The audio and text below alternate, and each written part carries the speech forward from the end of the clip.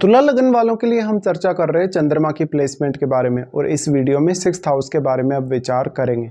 Sixth house की अगर बात आती है तो बृहस्पति के घर पे यानी मीन राशि में आपके चंद्रमा स्थित होंगे आपके चार्ट में। अब चंद्रमा यहाँ आपके 10th हाउस के लॉर्ड होकर आ रहे हैं, तो ये चंद्रमा की स्थिति आपके लिए उतनी अच्छी साबित नहीं होगी अगर यहाँ चंद्रमा को किसी अन्य ग्रह से सपोर्ट नहीं है तो।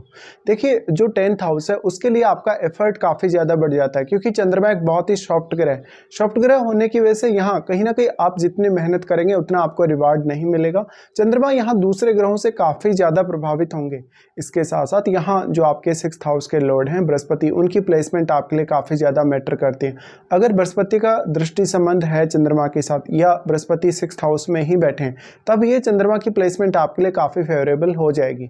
चंद्रमा का 6th हाउस में प्लेस्ड होना ये दिखाता है कि जातक अपने कैरियर के लिए काफ़ी स्ट्रगल करेगा। इवन वो अपने कैरियर में स्टेबल भी इजीली नहीं हो पाएगा, उसको स्टेबल होने के लिए भी काफ़ी ज़्यादा प्रयास करने होंगे। इसके साथ साथ जो आपका 6th हाउस है वो आपको कहीं ना कहीं डेली रूटीन में या डेली का जो भी आपका काम है ऑफिस का, उसमें काफ़ी समस्याएं देगा। अगर यहाँ चंद्रमा पर शनि का प्रभाव है, राहु केतु का प्रभाव है, तो आपकी डेली लाइफ आपके लिए सबसे बड़ी परेशानी बन जाएगी।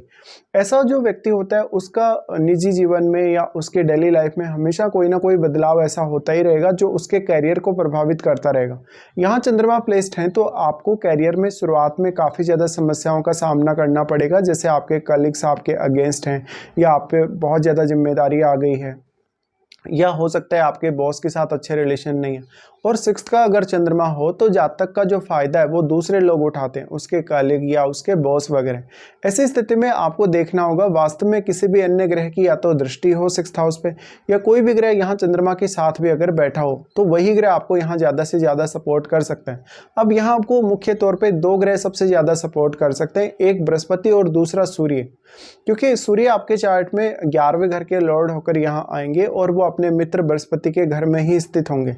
इसी प्रकार से अगर देखा जाए तो 6th हाउस में वैसे भी हम चंद्रमा को उतना अच्छा नहीं मानते। इस प्रकार का चंद्रमा आपको आपके कैरियर के लिए काफ़ी ज़्यादा ट्रेवल देगा, हार्डवर्क देगा, और उस हार्डवर्क का भी आपको पूरा पूरा रिवार्ड नहीं मिल पाएगा। चंद्रमा यहाँ है तो आपका जो डेली का काम है या डेली का जो ऑफिस का रूटीन है वो पूरा करने में आपको काफ़ी परेशानी होगी। आपको बहुत सारे कार्य होंगे जिससे आपको ज़्यादातर स्ट्रेस क्रिएट होता रहेगा या एंग्जाइटी इश्यूज रहेंगे। अगर शनि से प्रभावित है चंद्रमा तो इसकी और भी ज़्यादा संभावना बढ़ जाती है, और अगर मंगल से भी अगर चंद्रमा प्रभावित होते हैं तो ऐसे में आपका निजी जीवन काफ़ी डिस्टर्ब्ड रहेगा। आपका हो सकता है कलीग्स के साथ या बॉस के साथ काफ़ी लड़ाई झगड़ा या विवाद रहे। अब देखिए 6th हाउस है वो वास्तव में सर्विस को दिखाता है। सर्विस को दिखाने की वजह से यहाँ पर क्योंकि एक ऐसा सॉफ्ट ग्रह बैठ गया जो दूसरे ग्रहों से काफ़ी तेज़ी से प्रभावित होता, इसके साथ साथ यहाँ जो चंद्रमा की प्लेसमेंट है उसकी वजह से आपको दूसरों की बातों को बहुत ज़्यादा मानना पड़ेगा, बहुत बार आपको कॉम्प्रोमाइज़ करना पड़ेगा, और आपके ऊपर जो भी जिम्मेदारी आ जाएगी उसको आपको वहन करना ही पड़ेगा। चंद्रमा यहाँ से डायरेक्टली अपना प्रभाव डालेंगे आपके 12वें घर पे, तो ऐसा चंद्रमा आपको आपके कार्य के दृष्टिकोण से 12वें भाव से कनेक्ट करेगा, यानी फॉरेन टूर हो सकता है या फॉरेन में आप सेटल भी हो सकते हैं। लेकिन आपका जो प्रारंभिक जीवन है लगभग 25 या 30 की एज तक का, वो उतना ज़्यादा स्टेबल नहीं दिखता। ऐसा हो सकता है कि आपने बहुत सारी चीज़ों में ट्राई किया हो कैरियर के लिए, बहुत सारे ऑप्शंस आपने देखे हों, लेकिन कोई भी ऑप्शन आपको अच्छे से सूट नहीं किया हो। देखिए, जो चंद्रमा है वो इमेजिनेशन को रिप्रेजेंट करते हैं, इमेजिनेशन के साथ साथ वो आपकी क्रिएटिविटी को भी रिप्रेजेंट करते हैं। ऐसे में चंद्रमा जब 10th हाउस के लॉर्ड होकर यहाँ आ रहे हैं तो 10th हाउस से जुड़े हुए कार्यों के लिए आपको बहुत ही ज़्यादा एफर्ट करना पड़ेगा। 10th हाउस हमारा कहीं ना कहीं हमारी जो पब्लिक डीलिंग है या हमारा जो पब्लिक में एक जो नेम फेम है या हमारा जो नाम है उससे भी जुड़ा है।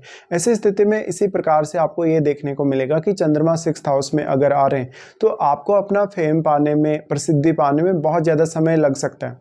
चंद्रमा अगर यहाँ शनि से प्रभावित होते हैं, राहु केतु से प्रभावित होते हैं, तो आपको और भी ज़्यादा डिफिकल्ट होगा कैरियर में आगे बढ़ना। बेसिकली अगर राहु केतु से चंद्रमा प्रभावित होते हैं ऐसे में आपका फॉरेन कनेक्शन बनना काफ़ी स्वाभाविक है। चंद्रमा की ये प्लेसमेंट ये दिखाती है कि आपने वास्तव में कितना ज़्यादा स्ट्रगल किया है अपने कैरियर के लिए या कितनी ज़्यादा आपने मेहनत की है।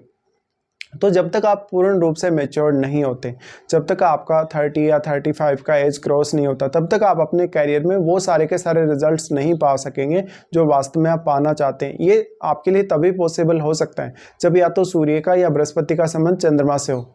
अब आपको देखना होगा कि चंद्रमा क्योंकि आपके 12वें भाव पे दृष्टि डाल रहे हैं, तो क्या 12वें भाव में कोई भी ऐसा ग्रह है जो यहाँ चंद्रमा पर अपना एस्पेक्ट डाल रहा है। देखिए 12वें भाव में जो बैठा हुआ ग्रह है वो अपनी पूर्ण दृष्टि चंद्रमा पर डालेगा और चंद्रमा भी अपनी पूर्ण दृष्टि आपके 12वें भाव पे डाल रहे हैं।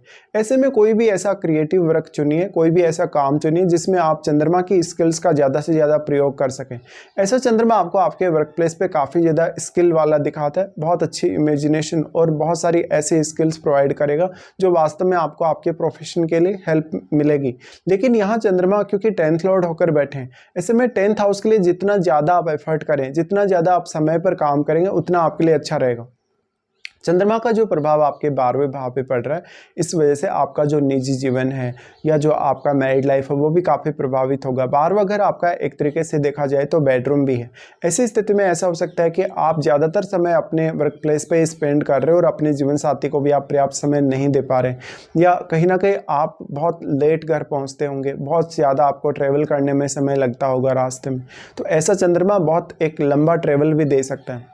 अब चंद्रमा का जो प्रभाव 12वें घर पे है वो आपको ज़्यादा सोचने के लिए मजबूर करेगा हमेशा हर कार्य के लिए, जब भी आप कोई भी प्लानिंग करेंगे। ऐसे में आपको ओवर थिंकिंग की समस्या हो सकती है। अगर शनि का या केतु का प्रभाव हुआ चंद्रमा पर तो ये आपके लिए और भी ज़्यादा बढ़ सकता है। अब आपको देखना होगा क्या वास्तव में चंद्रमा के साथ कोई भी ग्रह बैठा है। देखिए अगर चंद्रमा के साथ कोई भी ग्रह आएगा यहाँ आपके छठे भाव में, तो वो अपनी क्वालिटीज़ को आपके छठे भाव में डिपॉजिट करेगा। वो ग्रह यहाँ अपना प्रभाव डालेगा चंद्रमा पर काफ़ी स्ट्रांगली।